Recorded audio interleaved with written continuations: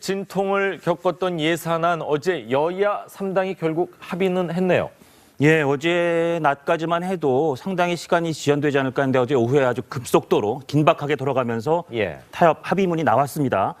그런데 여러 가지 뒷이야기가 많이 나오고 있고 또 자유한국당 입장에서는 조금 있다가 저희 패널들과도 말씀을 나누겠습니다만 좀 개운치 않은 그런 상황이 벌어졌는데 어제 하루 동안 여러 가지 벌어졌던 상황들 저희가 그림으로 준비했습니다. 보시고 이야기 계속 나누시겠습니다.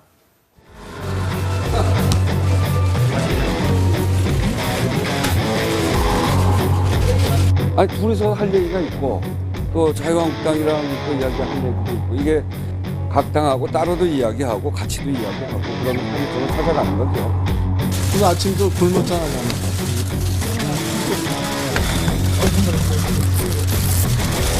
아침도 같이 드셨는데 훔치고 드시고 그래요.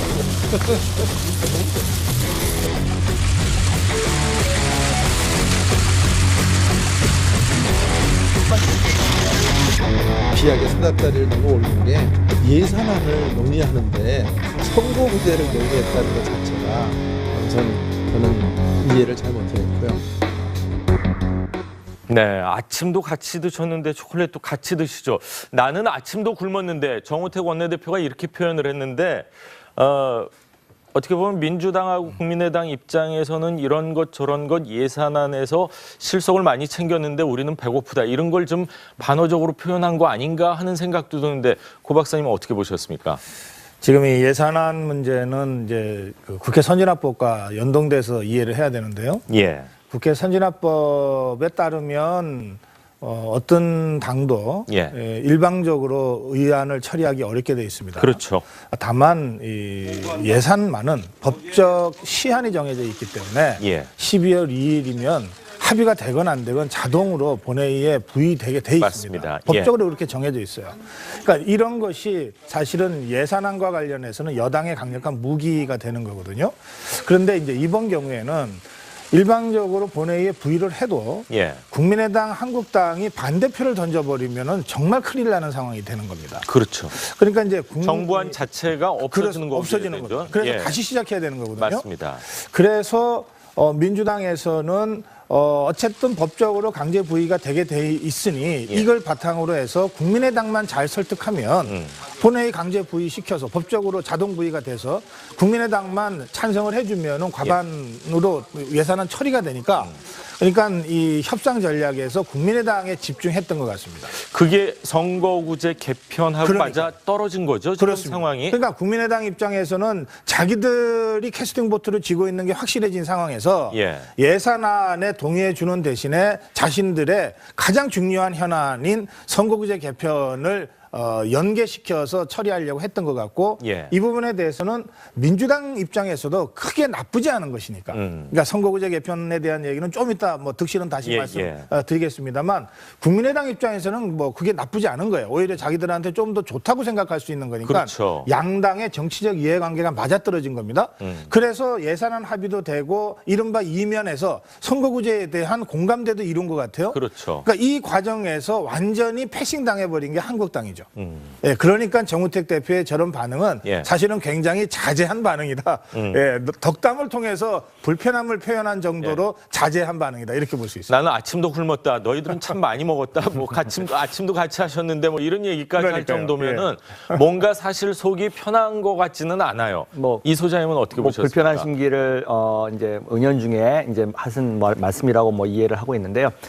저는 이번 예산안과 관련돼 가지고 총론을 말씀을 드리자면은 저는 세 당 모두에게 박수를 치고 싶은 심정입니다. 사실은 법정 시한을 조금을 넘기긴 했습니다만은 생각보다 국민들이 이제 걱정이 쌓여가는 가운데 생각보다 좀 빨리 이제 합의를 이루었고 한국의 자유한국당 같은 경우 패싱이 있었네 내지는 너무 득실이 없지 않느냐라고 이야기를 하지만 또 나름대로 정부 여당안을 어떻게 보면 좀 낮췄다라고 하는 소득이 있는 건 사실입니다. 이제 쟁점이 되고 있는 그 내용들에 대해서요. 이제 강론에 들어가면은 아무래도 이해득실들이 조금씩 차이가 나겠죠, 당별로. 근데 이제 잘 아시다시피 언론에서도 지금 가장 많이 챙기고 명분과 실리를 모두 챙긴 게 이제 국민의당이 아니겠느냐라고 했는데 저 역시 그 부분에 대해서는 요번 이제 그 처리 과정 중에서 존재감을 부각했다는 것 이것이 상당히 큰 의미라고 저는 생각을 합니다. 이제 앞으로 있을 선거나 이런 데서 국민의당이 그렇기 때문에 있어야 된다라고 하는 존재감이 계속해서 지금 부각이 될 것이고 또한 예산도 자기네들이 원하는 식의 어떤 그 KT웍스 관련된 예산도 확보를 했기 때문에 그 실리도 챙겼고 또 하나 더 챙긴 게 이제 좀 전에도 말씀하신 것처럼 선거구제 개편에 대한 논의의 이제 시작이겠지만 그것도 이제 시작하자라고 하는 것을 다 챙겼기 때문에 제가 볼 때는 이제 세 당 중에서는 가장 많이 이제 이해득실에서 이제 앞섰다라고 생각을 하고 더불어민주당 같은 경우에도 여당이긴 합니다만은 여소야대에서 혼자 단독으로는 처리할 수 없는 입장에서 약간의 양보들은 했습니다만은 보이지 않게 또 아까 나왔던 뭐 아동수당이라든지 이 복지 관련된 예산들을 확보했습니다. 그 말은 실리도 상당히 챙겼다. 그 다음에 이제 여당으로서의 어떻게 보면은 국정을 운영해 나가는 데 있어서 리더십이라든지 이런 것들도 국민들에게 각인시켰다. 뭐 자유한국당 같은 경우 뭐 의총에서 예를 들면은 뭐 의총에서는 지금 뭐 어떻게 이제 논란이 있을지는 좀 더 두고 봐야 되겠습니다만은 지금 쟁점이 되고 있는 세 가지 사안에 대해서 정부 여당 안대로 내지는 더불어민주당 안대로 그대로 된 게 하나도 없습니다. 전부 어떻게 보면 좀 조정을 거쳤기 때문에 그거 역시 자유한국당으로서는 자기의 공이다라고 생각할 수 있는 부분이 있기 때문에 저는 이번 거는 세 당이 모두 다 물론 차이는 있습니다만은 박수치고 싶은 그런 심정이다라고 말씀드리겠습니다. 자, 자유한국당 입장에서는 지금 잠정 합의라고 발표를 했습니다. 오늘 의총을 열어서 당론을 최종 결정한 후에 표결을 한다. 뭐 이렇게 이야기를 하고 있는데 자, 국민의당하고 사실 바른정당이 100% 다 찬성하기는 어렵고 특히 바른정당 같은 경우는 어느 정도 이제 반대 입장을 분명히 하고 있는데 혹시 오늘 예산안이 부결될 가능성도 있다고 보십니까?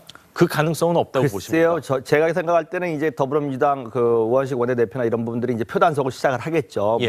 더불어민주당 의원들은 물론이고 국민의당에 대해서도 끝까지 지금 합의된 것들을 갖다가 이행하도록 본회의 표결에까지 이제 그것이 이제 표로 나타날 수 있도록 계속해서 표단속을 할 텐데. 지금 더불어민주당과 국민의당 분위기 내지는 두 당의 그 의석을 봤었을 때 부결될 가능성은 별로 저는 높지 않다고 봅니다. 어쨌든 어저께 극적으로 타결이 됐고 호남 민심도 제가 어저께 잠깐 들은 이야기에 의하면은 국민의당이 이번 그 합의해 준 거에 대해서 좋게 지금 돌아가고 있기 때문에 그런 것들을 감안했을 때 국민의당 역시 이탈표가 나오지는 어렵지 않은가라고 했었을 때. 근데 민주당에서 보통 대통령 공약상이라면은 대통령 공약상보다 너무 많이 우리가 양보를 했다 해서 또 반대표를 던지는 경우가 종종 있는데 이번만큼은 그럴 가능성이 좀 낮아 보이죠, 고 박사님? 예, 그러니까 통상 정부에서 예산안을 국회에 제출할 때는 어느 정도 감액될 걸 감안해서 하거든요. 그러니까 그 예상되는 감액 수준으로 감액이 됐거나 아니면 덜 감액됐거나 아마 그렇게 볼 겁니다. 예, 그래서 더불어민주당 내놓고는 뭐 표현 못하겠지만 아마 잔치 분위기일 거예요. 그리고 국민의당은 단순히 존재감만 그 부각시킨 게 아니라 가장 많은 실익을 얻었죠. 맞습니다. 예, 그 점에서 국민의당을 집중적으로 공략하려고 했던 더불어민주당의 전략이 잘 맞아떨어졌고 또 이 상황에서 약군 공조로 갈 거냐 아니면 사안별로 민주당과 손을 잡고 할 때는 그것대로 하고 또 다른 사안에서는 다른 야권과 손을 잡고 할 거냐 하는 사안별 공조를 국민의당이 선택한 거예요. 그 점에서는 더불어민주당 집권당의 전략이 주요했고 또 이에 대한 국민의당의 대응도 그들 입장에서 볼 때는 명분과 실익을 같이 챙긴 이런 측면이 있습니다. 자, 그러면 바른정당은 이제 교섭단체 지위를 잃었기 때문에 사실은 협상 테이블에도 못 앉았지만 예산안에 대해서는 반대 당론을 채택했기 때문에 저는 반대일 거고요.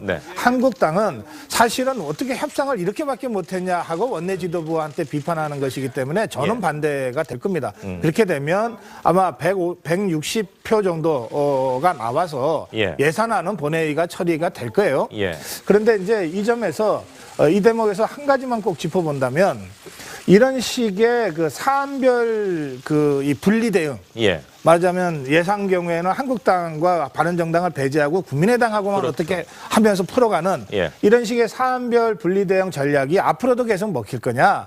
이건 좀 다릅니다. 왜냐하면 예산안은 법정으로 강제적으로 부의하게 자동 부의하게 돼 있는 조항 때문에 이게 가능했던 거예요. 맞습니다. 그러나 다른 사안의 경우에는 한국당과 바른정당이 끝까지 반대하면 의안을 상정조차 못하게 돼 있습니다. 법사위로 안 올라가고 법사위에서 그렇습니다. 본회의까지 또 올라갈 수가 없죠. 그래서 저는 예산안의 특수성 때문에 이렇게 된 것이지 앞으로도 전국을 이런 식으로 국민의당하고만 손잡고 하면 다 된다.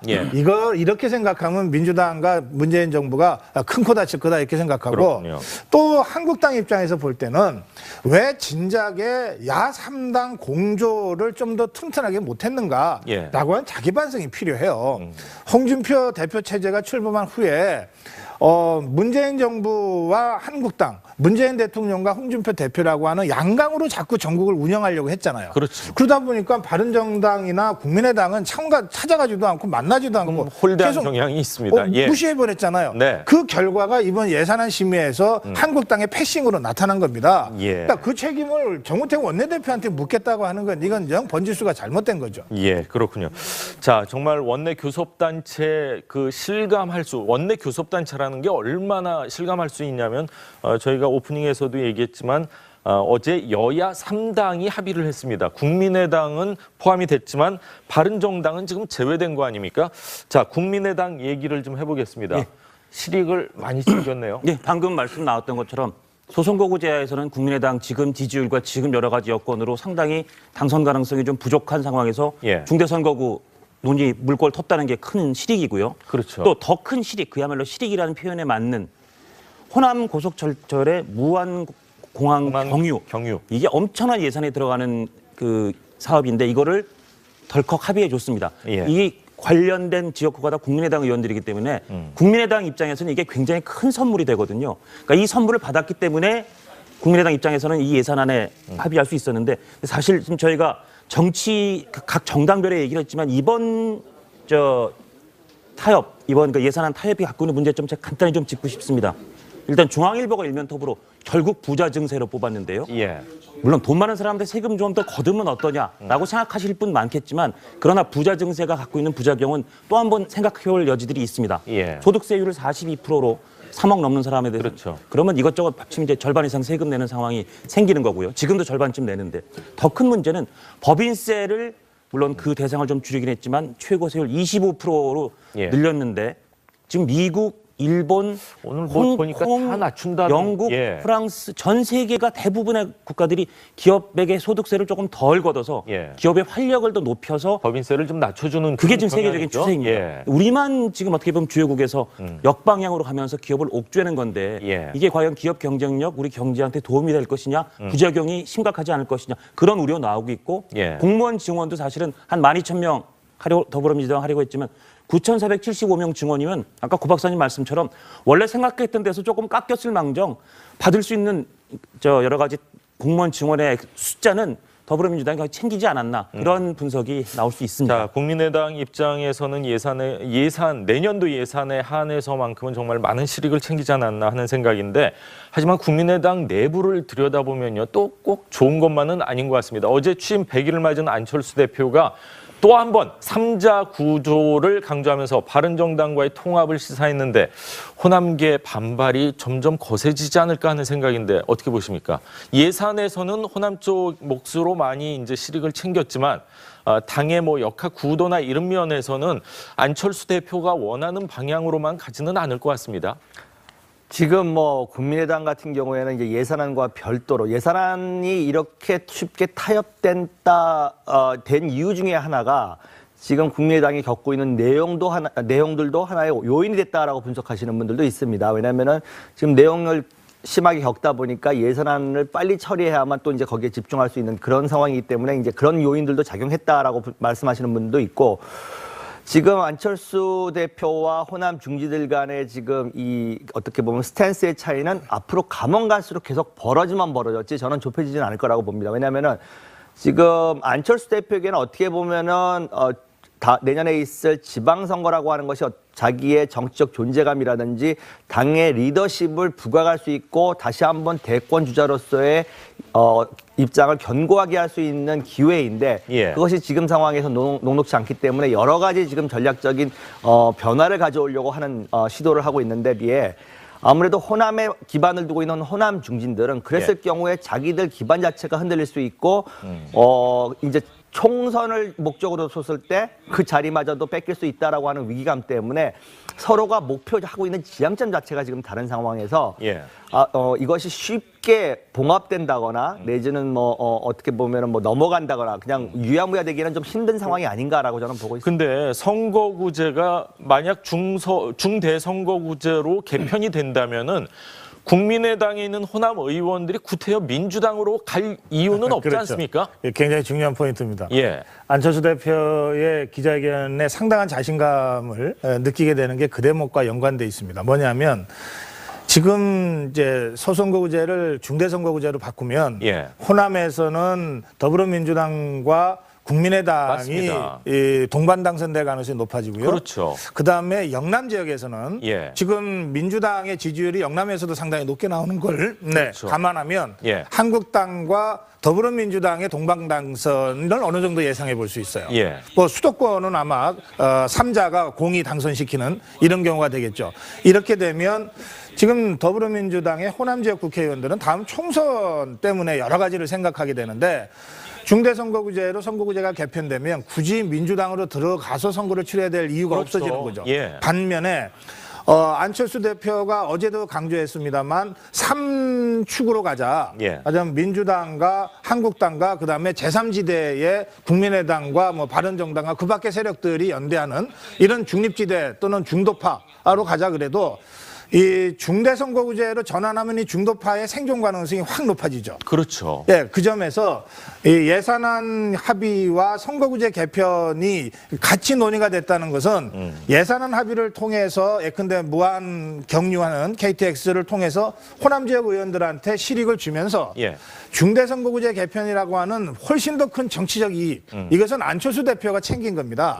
그러니까 그런 상황에서 근데 그거를 안철수 대표가 챙겼다고 해야 될까요? 아니면 김동철 원내대표가 이걸 이제 추진한 주체가 누구냐를 따져보면은 원내에서 이루어진 거니까 사실 김동철 원내대표가 한 거 아닌가요? 저는 이 선거구제 문제만은 안철수 대표의 공이라고 생각하는데요. 그건 왜 그런가 하면 선거구제 개편은 양당이 바른정당과 이 국민의당과 더불어민주당이 하자고 합의는 했지만 이거는 여야 간의 완전한 그 합의를 통하지 않으면 그러니까 바른정당, 정의당까지 포함한 한국당은 물론이고요. 합의하지 않으면 정개특위에서 이게 처리가 안 됩니다. 그러니까 이미 원내대표의 역할을 범위를 넘어서 있는 5당 전체의 문제인 거거든요. 그 점에서 저는 잠시 잊혀졌던 중대선거구제를 현안으로 부상시킨 거. 이것은 안철수 대표의 강력한 의지가 아니었으면 하기 어려웠던 일이다. 저는 그렇게 생각하는 겁니다. 자, 안철수 대표가 취임 100일 자리에서요. 문재인 대통령의 극성 지지자들에게도 쓴소리를 했다고 하는데 얼마 전에 안희정 지사도 같은 얘기하지 않았습니까? 두 분 다 안 씨라는 게 눈길을 끄는데요. 안희정 지사가 한 구청 강연회에 가서 한 일주일 채 안 됐는데 이견의 논쟁을 거부해서는 안 된다라고 문재인 대통령이 좀 강한 지지자들에게 일종의 비판을 가했는데 아주 문매를 맞았습니다. 이런 식으로라도 정부 못 지킨다 이런 얘기 할 수 있는 건데 이에 대해서 안 지사 안희정이 그야말로 적폐 세력이다. 꼰대다 이런 아주 강력한 비판 댓글에 시달리게 됐는데 이 부분을 안철수 대표가 언급하면서 문재인 대통령 지지자들이 공산주의자분인가 보다 또 민주주의가 생각 다른 사람과 함께 그 살아가는 지혜 아니냐 그렇게 난포혼전하다 어디가 사고 나겠지 뭐 이런 취지 얘기를 하셨는데 무슨 뜻인지는 알겠는데 공산주의자보다 어디가 사고 나겠지 이런 표현은 조금 논란의 소지를 제공할 수도 있는 것 같아서 하여튼 이 후폭풍은 두고 봐야 될 것 같습니다. 자, 안철수 대표가 안희정 지사를 이 소장님 두둔했다고 봐야 될까요? 아니면은 뭐 비슷한 생각을 공유하고 이것도 혹시 정계 개편과 큰 그림이 있는 건가요? 너무 크게 봤나요? 저도 뭐 이것이 지금 뭐 정계 개편과 연동되어 있다라고 생각하기는 좀 아직까지는 좀 섣부른 감이 있는 것 같고요. 다만 이제 그렇다고 해서 뭐 안희정 지사를 지지하기 위해서 내지는 옆에서 뭐 협조하기 위해서 이런 식의 말씀을 하신 것 같지는 않고 그런 비판이 있는 거는 사실입니다. 예를 들어서 지금 문재인 대통령에 대해서 어떻게 보면은 조금이라도 비판이 있었을 때 이제 그거에 대해서 견디지 못하시고 또 그다음에 내지는 좀 어떻게 보면은 좀 심하다 싶을 정도의 댓글이 있는 것만큼은 사실입니다만은 또 그것 자체가 하나의 여론입니다. 또 그것 자체가 어떻게 보면 민주주의 여론 시장에서 형성되고 있는 하나의 여론인데 그 여론이 존재하고 있다는 것 자체를 이런 식으로 공산주의자라고 하는 것이 어떻게 보면은 이제 보수에서 잘 쓰는 어떻게 보면 종북 프레임에 가까운 그런 몰아붙이기인데 그런 식의 표현을 했다라는 것 자체는 아직까지도 언어 선택에 있어서 이분이 조금 뭔가 이런 용어까지 다시 끌어내서 좀 안 됐습니다만 구상유치라는 말을 박지원 대표가 얼마 전에 하지 않았습니까? 언어 선택, 정치인에게 있어서는 생명과 같은 겁니다. 공산주의자라고 하는 것은 함부로 쓸 수 있는 용어도 아닌 거고 잘못하면 또 안철수 대표라는 분은 중도를 지향하겠다라고 했는데 예전에 과거에 정말로 신물 나도록 보수들이 썼던 프레임 같에 젖어 있는 그런 용어 자체를 쓴다는 것 자체는 저는 적절하지 않았다고 보고요. 다만 이 부분에 대한 논의는 자유롭게 일어나는 것에 대해서는 저는 뭐 개인적으로 뭐 틀리다 나쁘다라고 생각하지 않지만 다만 그런 열성 지지자가 있다는 것 자체도 하나의 민주주의적 여론이다라고 하는 것을 인정해 줬으면 하는 그런 바람입니다. 저는 이게 일종의 동병상련 같은 그 정서가 있다고 봅니다. 뭐냐면 문재인 대통령을 인이라고 하는 애칭으로 부르는 이 열성적 지지자들이 있잖아요, 현실적으로. 그리고 이분들이 자신들하고 생각이 좀 다르거나 특히 문재인 대통령한테 뭔가 좀 자기들이 납득할 수 없는 비판이나 비난을 한다라고 생각하는 사람들한테 강력한 항의의 표시로 문자폭탄이라고 하는 걸 해온 것도 사실이잖아요. 그러니까 그 과정을 통해서 사실은 정치적으로 피해를 입은 사람들이 한둘이 아닙니다. 그러니까 어떤 경우에는 더 커질까 봐 말을 못하고 그냥 넘어가는 경우들이 있을 정도로 특히 여당 의원들의 경우에 그렇지 않습니까? 그렇죠. 지금 안희정 지사가 뭐 말 잘못한 것도 아니고 못할 말한 것도 아닌데도 저렇게 공격받는다면 아마 안철수 대표의 저 말이 이제 공개가 다 됐으니까 엄청난 공격을 받을 텐데 그런 저런 식으로 공격받는 이 정치인들이 한둘이 아니라면 그렇다면 이 여기서 형성되는 동병상련의 어떤 정서들이 있는 것이고 더 중요한 것은 문재인 대통령 이게 우리가 5년 단임이라는 권력 구조를 채택하고 있는 한 취임 날부터 레임덕으로 가는 것은 불가피한 거 아닙니까? 그 사람이 문재인 대통령이건 박근혜 대통령이건 뭐 이명박 대통령 똑같단 말이에요. 김영삼, 김대중 대통령도 그러지 않았습니까? 그렇다면 이제 아무리 억눌러도 차기에 대한 열망과 차기에 대한 그림을 못 그리게 할 수는 없어요. 안희정 지사도 안철수 지사도 뭐 우리 이지수 소장도 말씀하신 대로 그런 차기에 대한 그림을 가지고서 움직이는 사람들 아닙니까? 그러니까 그런 관점에서는 문재인 대통령의 열성적이고 열광적인 지지자들과 어느 정도 선을 긋는 것이 자신의 정치적 행보에 나쁘지 않다고 하는 전략적 판단도 있는 겁니다. 그 점에서 저는 이런 움직임은 앞으로 더 나타날 가능성이 많다고 보죠. 대한민국이 적극적인 지지자들로 인해서 정치인들이 사실 전화번호를 변경하는 경우가 종종 있지 않습니까?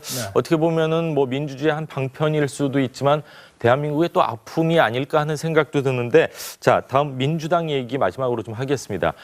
미국 의회에서요 주한미군 가족 철수 등 뭐 심각한 시나리오 이야기가 지금 뭐 언론을 통해서 계속 나오고 있는데 여당 내에서 이제 협상을 좀 북한하고 우리가 직접 해야 되는 거 아니냐, 뭐 송영길 의원이 이런 이야기를 했는데 이 부분에 대해서는 어떻게 생각하십니까? 짧게 좀 부탁드립니다. 글쎄요, 당이라고 하는 것은 여러 의견이 존재하는 것만큼은 사실입니다. 그다음에 북핵과 관련된 지금 여러 가지 해법들이 다양하게 나오고 있는 것은 사실입니다. 저는 뭐 그것이 그렇게 부적절하지는 않았다. 그다음에 지금 송영길 의원이 했던 말 중에는 그 북한과 미국 간의 어떤 그 평화협정 관계까지도 이야기가 나왔었습니다. 평화협정을 맺게끔 함으로써 북한의 체제가 더 이상 외부로부터 위협적이지 않다라는 것을 인식하게 함으로써 북한의 핵 문제를 해결하는 방안, 이런 이야기들은 송영길 의원이 처음으로 한 게 아니라 전문가들 사이에서도 이런 접근을 선호하는 분들이 상당히 있다는 것이 알려져 있는 바고요.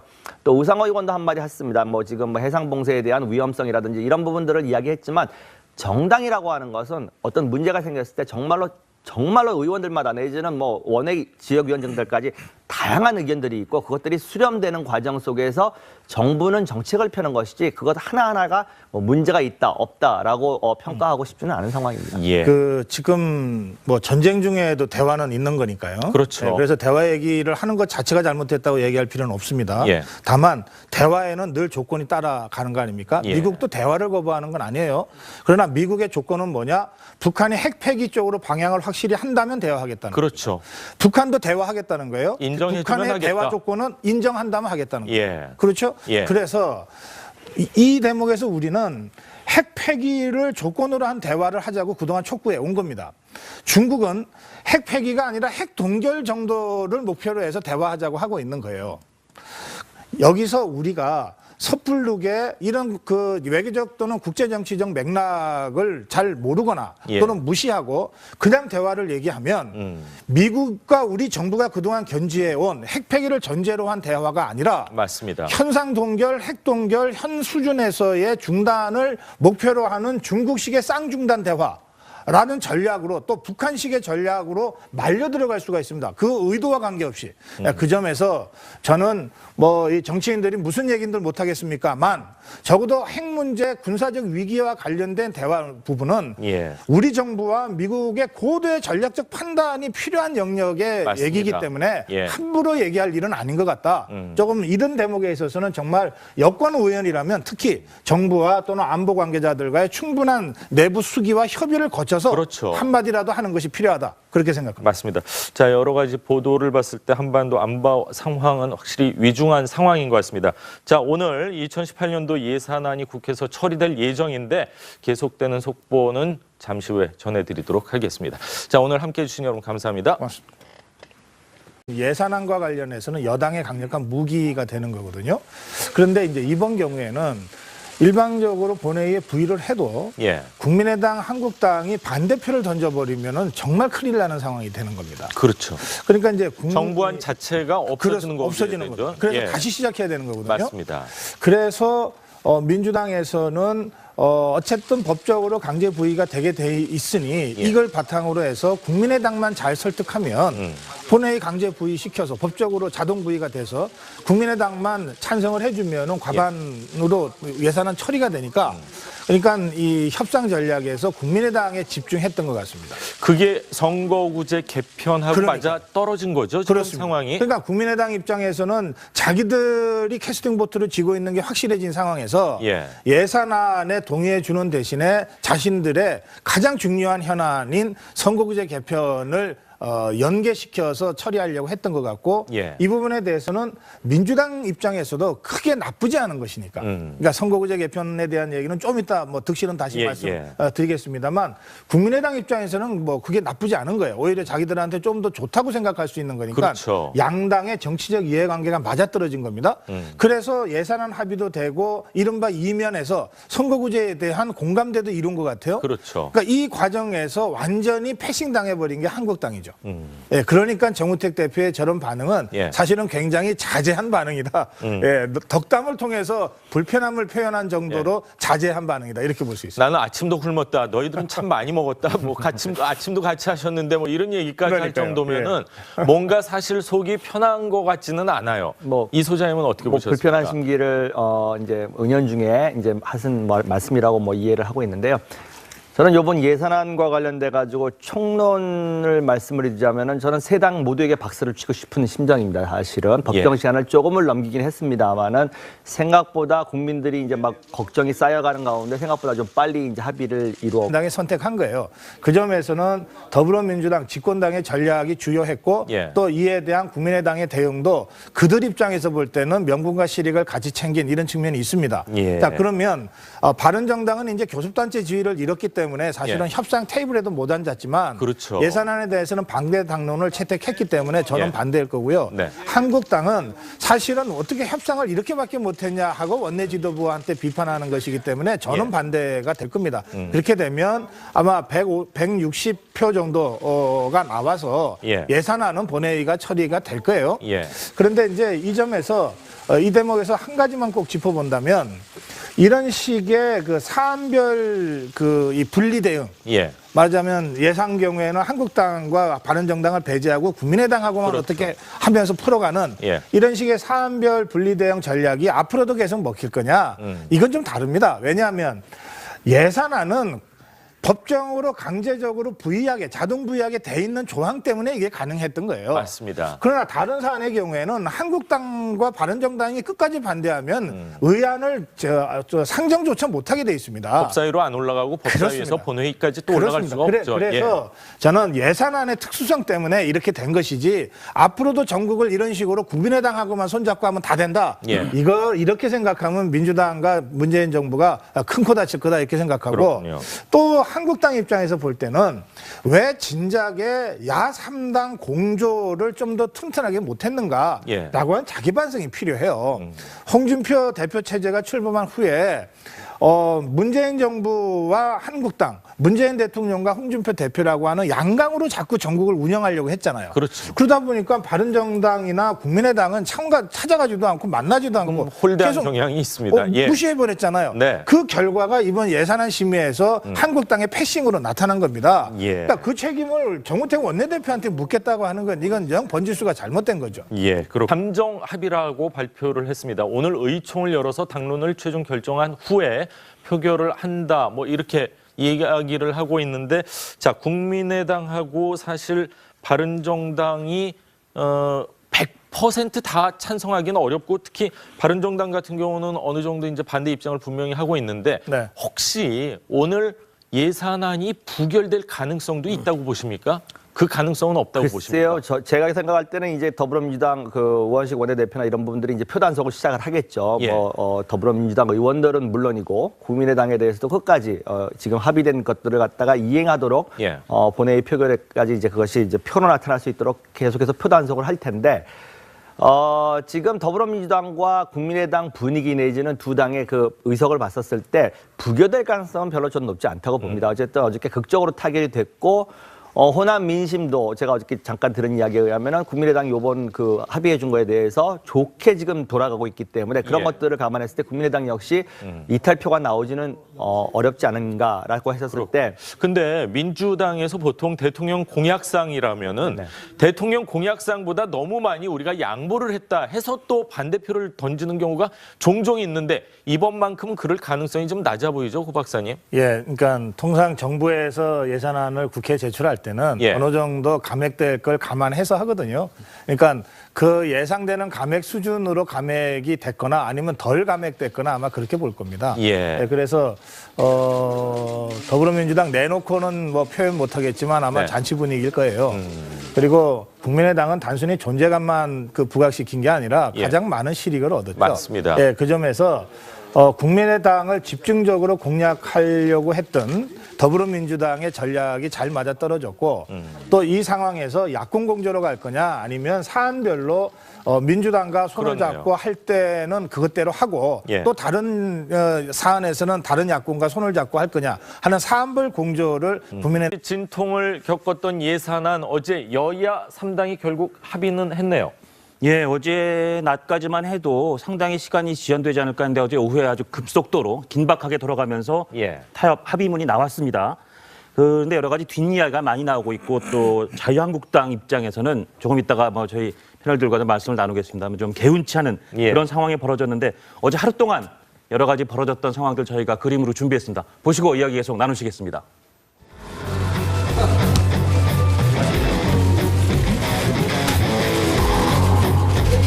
아니 둘이서 할 얘기가 있고 또 자유한국당이랑 또 이야기할 얘기도 있고 이게 각 당하고 따로도 이야기하고 같이도 이야기하고 그런 방식으로 찾아가는 거죠. 오늘 아침도 굶었잖아요.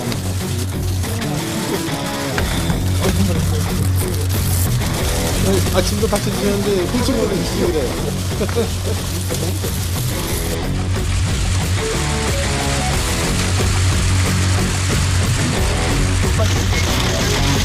비약의 수납다리를 너무 올린 게 예산안을 논의하는데 선거 무대를 논의했다는 것 자체가 저는 이해를 잘 못했고요.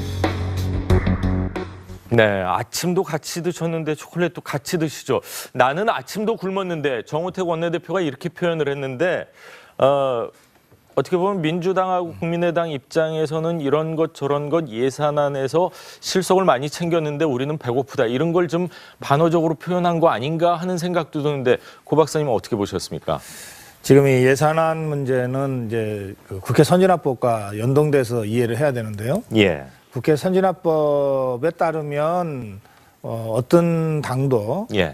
일방적으로 의안을 처리하기 어렵게 되어 있습니다. 그렇죠. 다만 이 예산만은 법적 시한이 정해져 있기 때문에 예. 12월 2일이면 합의가 되건 안 되건 자동으로 본회의에 부의되게 돼 있습니다. 맞습니다. 법적으로 그렇게 정해져 있어요. 그러니까 이런 것이 사실은